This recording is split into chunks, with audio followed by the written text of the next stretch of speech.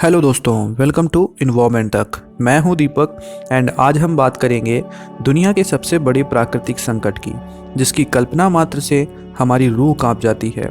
इस वीडियो से आपको बहुत कुछ सीखने को मिलेगा, तो निवेदन है कि इस वीडियो को अंत तक देखिएगा एंड चैनल पर अगर आप नए हैं तो सब्सक्राइब करके बेल आइकन को प्रेस कर लीजिएगा। यहाँ पर ऐसी वीडियो आपको हमेशा देखने को मिलेंगी। तो दोस्तों, ज़रा सोचिए, अगर आपके पूरे देश में जल संकट खड़ा हो जाए और बारिश केवल नाम मात्र की हो तो क्या होगा। सूखा पड़ेगा और सूखा की वजह से खाने को कुछ न मिल पाए और उसके बाद भी पानी खरीदने के लिए 500 रुपये तक खर्च करने पड़े, जो कि आपकी पूरी आमदनी का आधा हिस्सा हो। अगर आपने ये सब सोचा तो अब आपकी जानकारी के लिए बता दें कि ऐसी स्थिति दुनिया के कई देशों में आ चुकी है। वर्तमान समय में लोग गहरे जल संकट की स्थिति का सामना कर रहे हैं। लोग भोजन से ज़्यादा कीमत पानी के लिए चुका रहे हैं।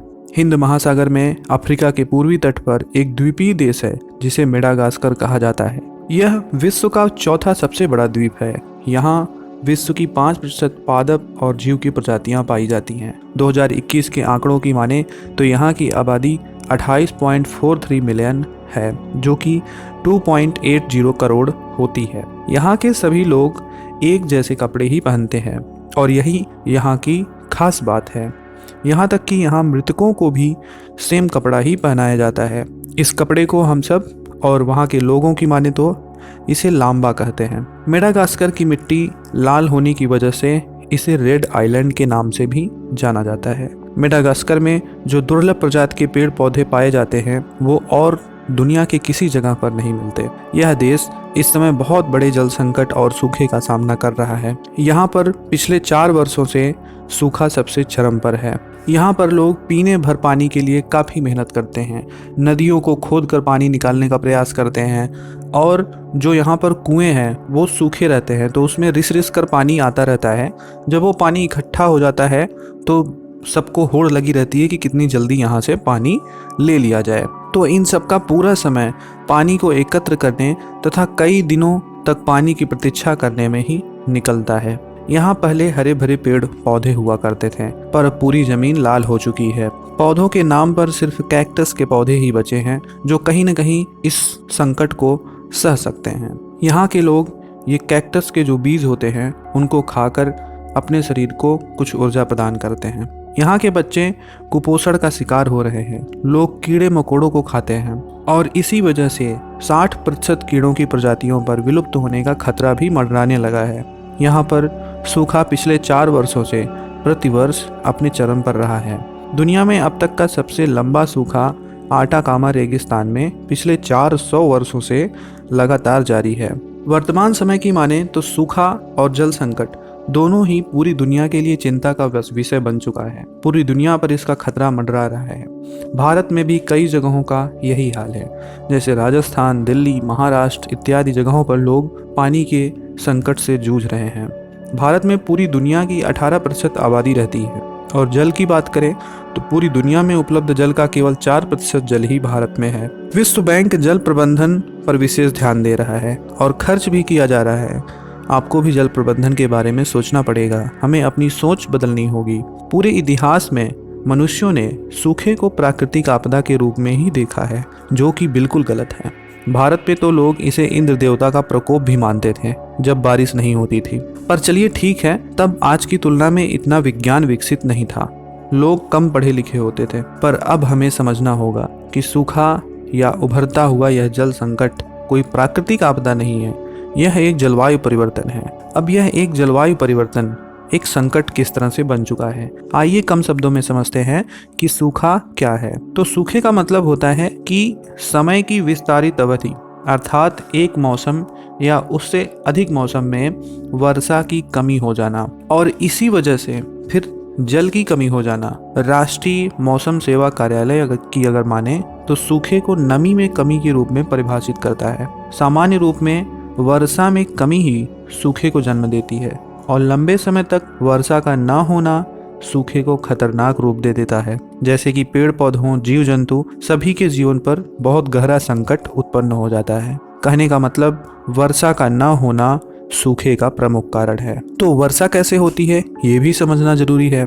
वायु में मिले जलवाष्प जो होते हैं, जब वो ठंडे हो जाते हैं तो वो बूंदों के रूप में परिवर्तित हो जाते हैं और इसी कारण से वर्षा होती है। महासागर या नदियों तथा बड़े बड़े जंगलों तथा पेड़ पौधों से जो जल है वो वाष्प बनकर ऊपर वायुमंडल में एकत्र होता रहता है और फिर कुछ समय बाद जब सूर्य का ताप कम हो जाता है तो यही जलवाष्प वायुमंडल की शीतलता के कारण बूंदों के रूप में परिवर्तित हो जाते हैं और फिर गुरुत्वाकर्षण के कारण ये जमीन पर गिरते हैं, जिससे वर्षा होती है।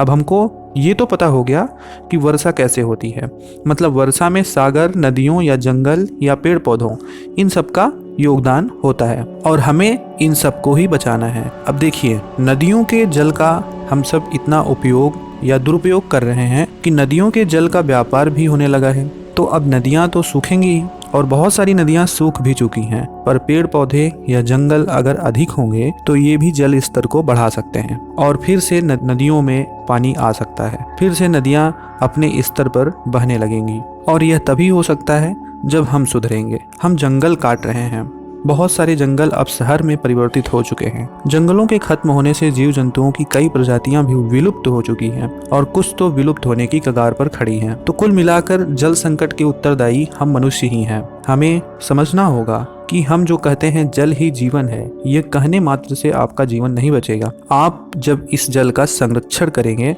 तभी कुछ हो सकता है।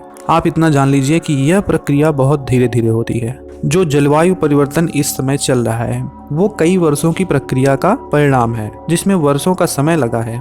अगर आप अपनी आने वाली पीढ़ियों या दूसरे जीवों के लिए कुछ करना चाहते हैं तो आपको एक साथ मिलकर सोचना पड़ेगा, नहीं तो जब यह परिस्थिति अपने चरम पर होगी तो आपके सोचने से भी कुछ नहीं होगा, क्योंकि इसे बिगड़ने में जितना समय लगा है इसे बनने में भी तो कुछ समय लगेगा। और अगर आप अभी से पर्यावरण के प्रति अपने दायित्व को समझेंगे तो ही आने वाले कुछ समय में हम इस परिस्थिति का सामना करने के लिए तैयार हो पाएंगे। और अगर आप स्वार्थी बने रहेंगे, आपको यह लगेगा कि हमारा जीवन तो बहुत छोटा है, तब तक हम मर चुके होंगे जब तक यह परिस्थिति बिगड़ेगी, तो आपके साथ साथ इस पृथ्वी का भी विनाश निश्चित है। मेडागास्कर की सरकार भी अब यही प्रयास कर रही है। वो अधिक से अधिक वृक्ष लगाने का प्रयास कर रहे हैं और वृक्षों को संरक्षण प्रदान कर रहे हैं। अगर वृक्ष रहेंगे तो वर्षा होगी और जब वर्षा होगी तो सूखे का तो प्रश्न ही नहीं उठता।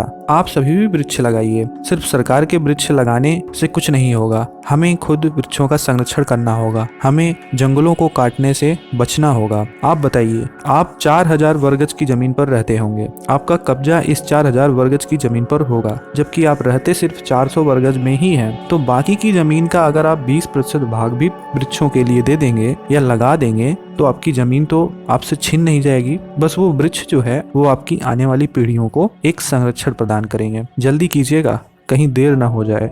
और खास आपको बहुत बहुत धन्यवाद, क्योंकि आपने इस वीडियो को अंत तक देखा। और अगर ये जानकारी अच्छी लगी तो चैनल को सब्सक्राइब कर वीडियो को शेयर जरूर कीजिएगा। Goodbye and take care. मिलते हैं किसी नेक्स्ट वीडियो में।